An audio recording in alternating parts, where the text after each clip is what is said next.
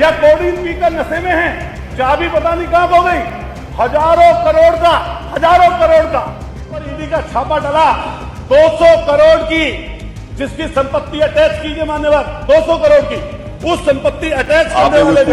नमस्कार, मेरा नाम है गौरव पाल। आप देख रहे हैं गौरव का चश्मा।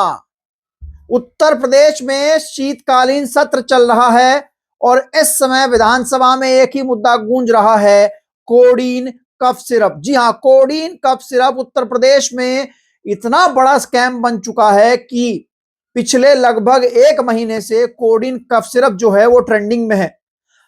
आज विधानसभा के सत्र के दौरान अतुल प्रधान, जो कि सरदना से समाजवादी पार्टी के विधायक हैं, उन्होंने कोडीन कफ सिरप को लेकर विधानसभा में इतने बड़े खुलासे किए और योगी को सीधे ललकारते हुए ये कहा कि बुलडोजर कोडीन कफ सिरप पीकर नशे में है, बुलडोजर का ड्राइवर भाग गया है। जी हां, पूरा मामला कोडीन कफ सिरप और उससे जुड़े स्कैम का है, जिसमें हजारों करोड़ रुपए के स्कैम की बात और आरोप विपक्ष लगा रहा है। इस पूरे मामले में अतुल प्रधान ने आज विधानसभा में सरकार को घेरने की कोशिश की और सरकार को घेरते हुए कई बातें ऐसी कही जो कि चौंकाने वाली थी। अतुल प्रधान ने पूछा कि आलोक प्रताप सिंह, जिसके घर पर छापेमारी हुई, उस पर कोई कार्रवाई क्यों नहीं हुई? मात्र एक सिपाही के पास 40 करोड़ का घर कैसे आ गया? उन्होंने एक और खुलासा किया कि विभोर राणा, जिसकी तस्वीर स्वास्थ्य मंत्री के साथ है, जिसकी 200 करोड़ की प्रॉपर्टी अटैच की है ईडी ने, उस पर कार्रवाई क्यों नहीं हुई है और वो मंत्री के साथ, स्वास्थ्य मंत्री के साथ क्या कर रहा है? ऐसे में कहीं ना कहीं योगी जो थे वो भी असहज नजर आए कि किस तरीके के खुलासे। क्या आपने इतने महत्वपूर्ण विषय पर आज मुझे बोलने का, सवाल पूछने का अवसर दिया है। मान्यवर, जैसे ही दवाइयों का विषय आता है, दवाई सब जहन में आता है, तो हमारी और सबकी जिंदगी से जुड़ा हुआ प्रश्न आ जाता है। जैसे ही हम लोग देखते हैं, हमारा शायद ही परिवार का कोई सदस्य ऐसा होगा जो कभी ना कभी दवाई ना खाया। अगर उन्हीं दवाइयों में कहीं पर नकली या नशीली शब्द का प्रयोग हो जाए और या उसकी चीज का संज्ञान कहीं पर आ जाए, तो हम समझ सकते हैं कि हम अपने बच्चों के लिए क्या सोचते होंगे। अभी कुछ दिन पहले जो महत्वपूर्ण विषय इस समय पर चल रहा है, सिरप का, हमारे बराबर के प्रदेश मध्य प्रदेश, हमारे बराबर के प्रदेश राजस्थान, वहां से एक जहरीले सिरप जिसमें किसी साल्ट की मात्रा ज्यादा हो जाने के कारण या किसी भी अन्य बात के हो जाने के कारण वहां पर बच्चों की मृत्यु हुई, लेकिन उसका असर हमारे यहां पर भी पड़ा। मैंने देखा सरकार की तरफ से कई बयान मिले और उन बयानों में यह कहा गया कि इसकी गहनता से जांच होनी चाहिए और किसी भी तरीके से कोई नकली दवाई या नकली सिरप का इस्तेमाल ना हो। लेकिन मान्यवर, मैंने नजदीक से इस चीज को देखा। अभी जो सिरप का विषय है, इससे पूरा का पूरा जनमानस प्रभावित है। और मान्यवर, इसको अगर हम नजदीकी से देखें तो इसमें कहीं ना कहीं ऐसे बड़े लोग इन्वॉल्व हैं, वो इतने बड़े लोग इन्वॉल्व हैं कि उन तक कई बार हाथ नहीं पहुंचते। अभी मैं जब देखता हूं, 1.5 साल पहले इसी उत्तर प्रदेश के इसी राजधानी में सुशांत गोल्ड सिटी में एक बड़ा जखीरा इसी कोडीन सिरप का पकड़ा गया था और आनंद फानंद में वो जांच उस समय सरकार ने एसटीएफ को सौंप दी। लेकिन जैसे ही एसटीएफ को सौंपी, 18 महीने बीत गए, पता नहीं क्या पर्चे कटे या नहीं कटे, कुछ जांच आगे बढ़ी या नहीं बढ़ी, किसी को कुछ पता नहीं चला। लेकिन भला हो अधिकारियों की आपस की लड़ाई का, गाजियाबाद में फिर एक ट्रक पकड़ा जाता है और जो गाजियाबाद में ट्रक पकड़ा जाता है उसमें जो लोग होते हैं संलिप्त, उनकी जेबों से एसटीएफ के नोटिस भी प्राप्त होते हैं। लेकिन फिर आनंद फानंद में 15-20 लोगों का अलग अलग जगहों पर उनके नाम से एफआईआर दर्ज होती है। लेकिन अभी वो चर्चा का विषय है कि कई लोग बता रहे हैं कुछ, कई लोग कुछ बता रहे हैं। लेकिन प्रधानमंत्री जी के संसदीय क्षेत्र से जिसका नाम शुभम जायसवाल चला गया दुबई, जिसका नाम वहां पर टाटा करके बोलते हैं, उनका नाम जैसे सामने आया तो पता चला ये व्यापार, ये भ्रष्टाचार की जड़ें बहुत नजदीकी से सत्ता संरक्षित लोगों के पास हैं।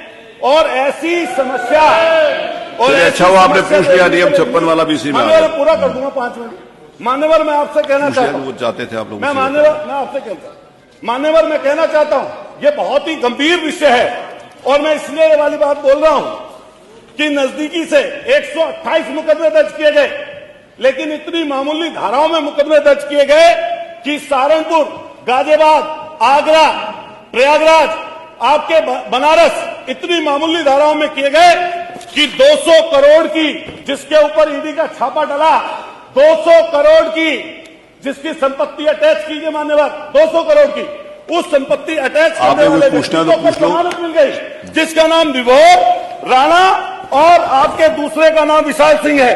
मान्यवर, मैं पूछना चाहता हूं सरकार से कि बराबर के प्रदेश में एनडीपीएस के तहत ऐसे माफियाओं के खिलाफ 10-10 साल की सजा का प्रावधान कराकर एनडीपीएस में बंद किया गया है।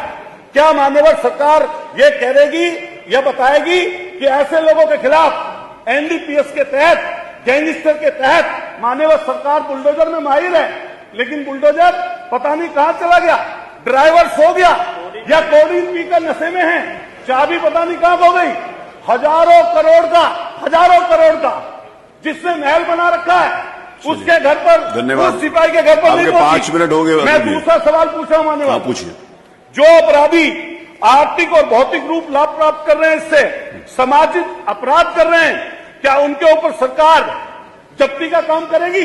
एक और चीज मान्यवर, कफ सिरप, इंजेक्शन सहित 205 दवाइयां सरकार की तरफ से जिनके सैंपल फेल हुए, और ये मान्यवर बहुत जरूरी चीज है, जिसमें दिल की दवाइयां, कैंसर की दवाइयां, आपके हाई बीपी की दवाई, शुगर की दवाई। अब उत्तर आया नहीं, 5 मिनट 5.5 मिनट हो गया आपके, 5 मिनट से ज्यादा मैं अवसर नहीं दे सकता। ये सवाल है, सॉरी, संक्रमण की दवाई, आई कांट डू दैट, पेट का सूजन, पेट के कीड़े, अमोनिया, 205 दवाई। आपका कोई प्रश्न हो तो कर लीजिए, भाषण हो तो खत्म कर लीजिए। जिनके सैंपल फेल होते हैं, अतुल प्रधान जी कोई प्रश्न हो तो कर लीजिए, भाषण हो तो नहीं। 6 मिनट में 5 मिनट से ज्यादा नहीं दे सकता मैं। आप पूछिए अपने टाइम सरकार बताएगी क्या जिनके सैंपल फेल हुए हैं, ये आपकी प्रयोगशालाओं में, जो आगरा में दवाई पकड़ी गई, मेरठ में दवाई पकड़ी गई, उनके सैंपल जब पहुंचते हैं प्रयोगशाला में, सैंपल बदलवाकर वो माफिया, इनका माइक बंद कर दिया, बदलवाकर माफिया।